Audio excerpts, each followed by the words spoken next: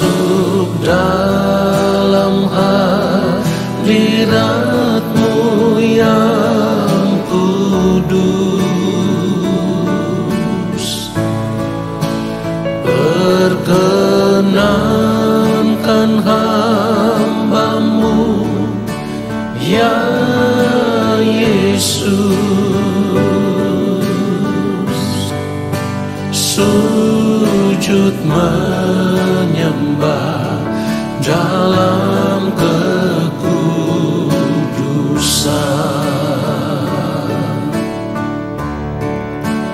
Kau ku sembah,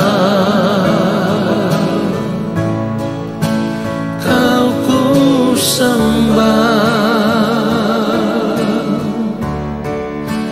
bersama para malaikat ku sujud menyembah. Kau ku sembah, Kau ku sembah, bersama para malaikat ku sujud menyembah. Kau ku sembah, Kau ku sembah, bersama para malaikat ku sujud menyembah.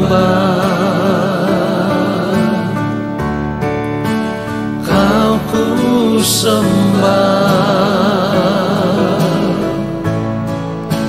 Kau ku sembah, bersama para malaikat ku sujud menyembah. Bersama para malaikat ku sujud menyembah.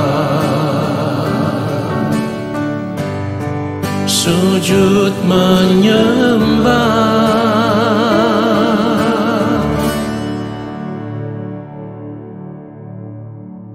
Mari kita siapkan hati kita untuk menerima kebenaran firman Tuhan saat ini.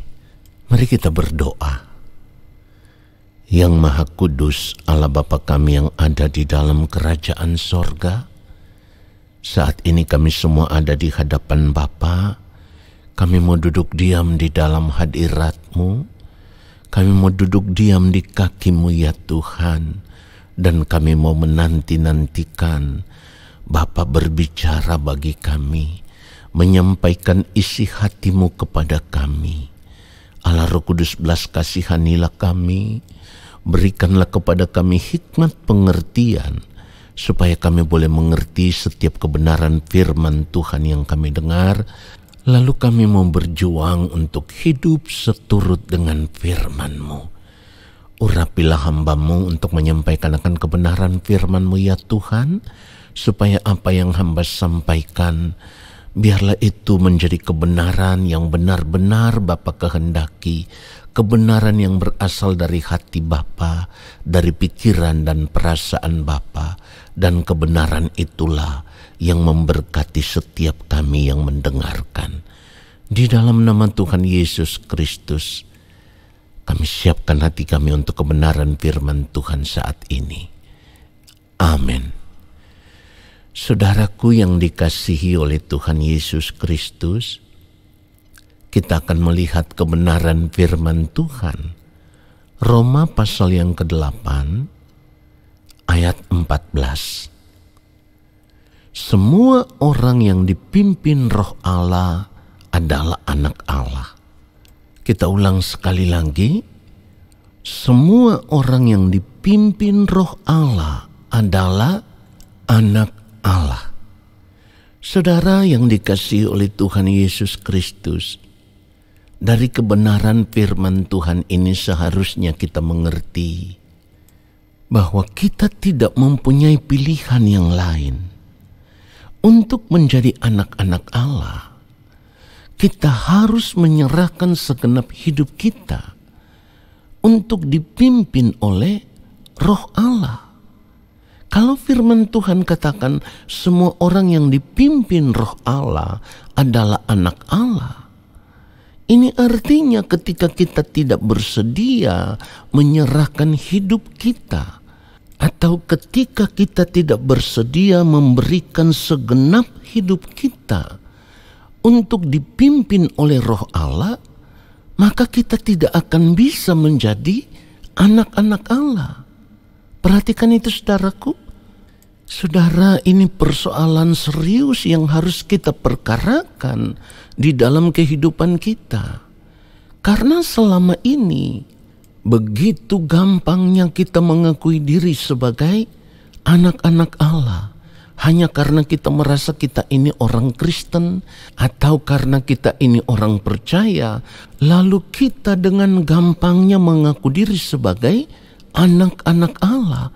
Padahal kalau kita memeriksa segenap kehidupan kita, seringkali kita hidup di dalam pimpinan diri kita sendiri, ya. Karena kita hidup mengikuti keinginan-keinginan diri, hawa nafsu diri kita sendiri. Apa yang kita mau kita lakukan sesuai dengan kemauan diri kita sendiri. Dan biasanya keinginan-keinginan diri kita, hawa nafsu diri kita itu kan selalu berhubungan dengan keinginan-keinginan daging, atau selalu dipenuhi dengan keinginan-keinginan daging yang tentu semuanya itu tidak sesuai dengan kehendak Allah Bapa di sorga. Ini yang tidak pernah kita perkarakan.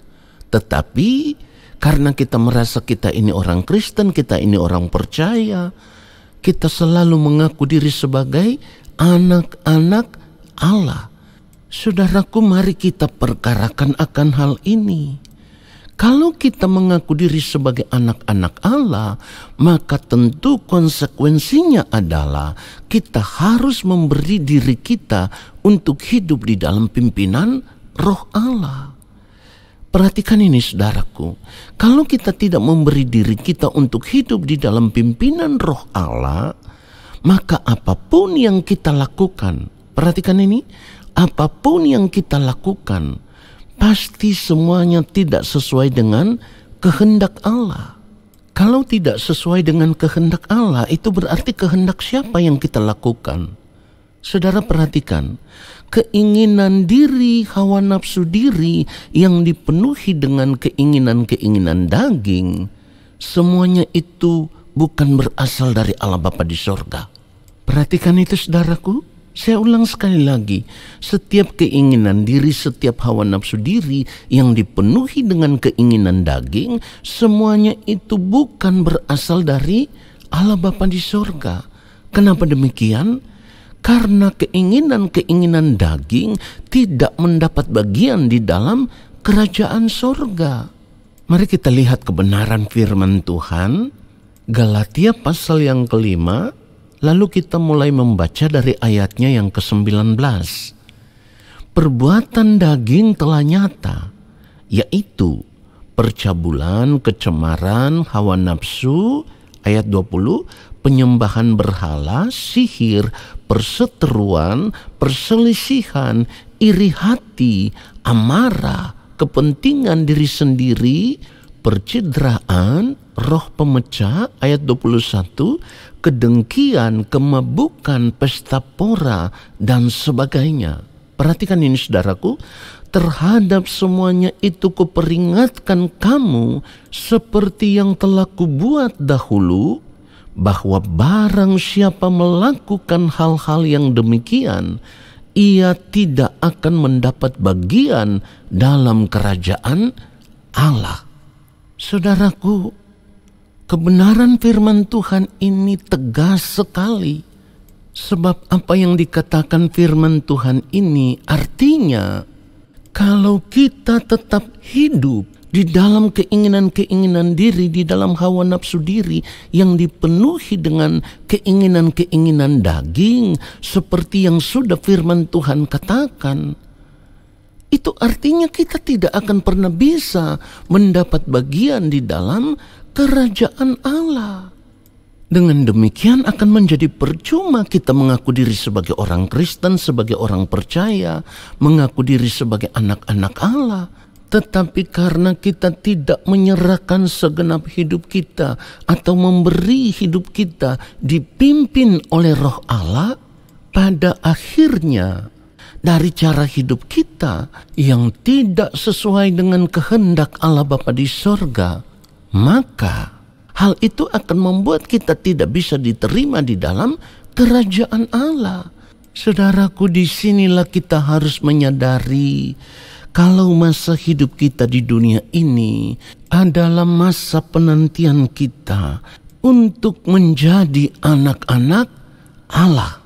Dan untuk menjadi anak-anak Allah itu yang nantinya akan diakui sendiri oleh Allah bahwa kita adalah anak-anaknya, maka kita harus berjuang supaya pada akhirnya di balik kematian nanti kita harus ditemukan sebagai pemenang. Kalau kita tidak menjadi pemenang, kita tidak akan bisa menjadi anak-anak Allah. Firman Tuhan katakan dengan sangat tegas kalau kita membaca Wahyu 21 ayatnya yang ke-7. Dikatakan barang siapa menang, ia akan memperoleh semuanya ini. Dan aku akan menjadi Allahnya dan ia akan menjadi anakku. Jadi saudaraku, kita harus berjuang untuk menang. Ini artinya kita harus melihat masa hidup kita di dunia ini adalah masa persiapan diri, di mana kita harus rela menyerahkan segenap hidup kita untuk terus hidup di dalam pimpinan Roh Allah. Perhatikan itu. Kalau kita tidak menjadi pemenang, jelas sekali kita tidak akan diakui oleh Allah Bapa di sorga sebagai anak-anaknya.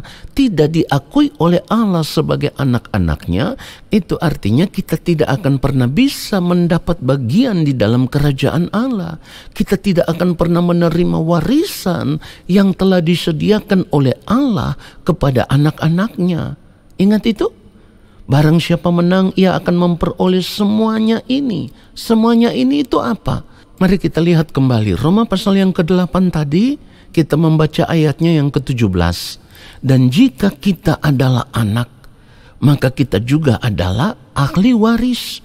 Maksudnya orang-orang yang berhak menerima janji-janji Allah yang akan menerimanya bersama-sama dengan Kristus, yaitu jika kita menderita bersama-sama dengan Dia, supaya kita juga dipermuliakan bersama-sama dengan Dia. Jadi kalau firman Tuhan katakan di dalam Wahyu 21 ayat 7 tadi, barang siapa menang, ia akan memperoleh semuanya ini.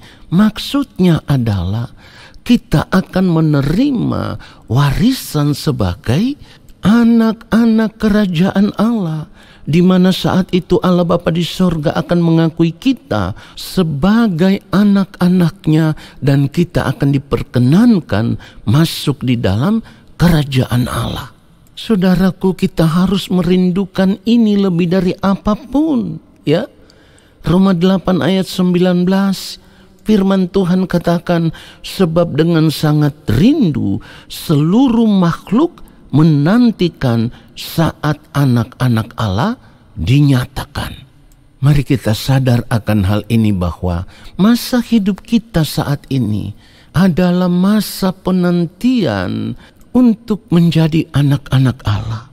Oleh sebab itu kita sudah tidak punya kesempatan lagi selain kita harus mempersiapkan diri kita hidup di dalam pimpinan Roh Allah, melakukan apa yang menjadi kehendak Allah sampai waktu Tuhan tiba bagi kita, supaya pada akhirnya di balik kematian nanti kita bisa diakui oleh Allah Bapa di sorga. Kita diakui sebagai anak-anaknya yang sah dan diterima di dalam kerajaan Allah Bapa di sorga.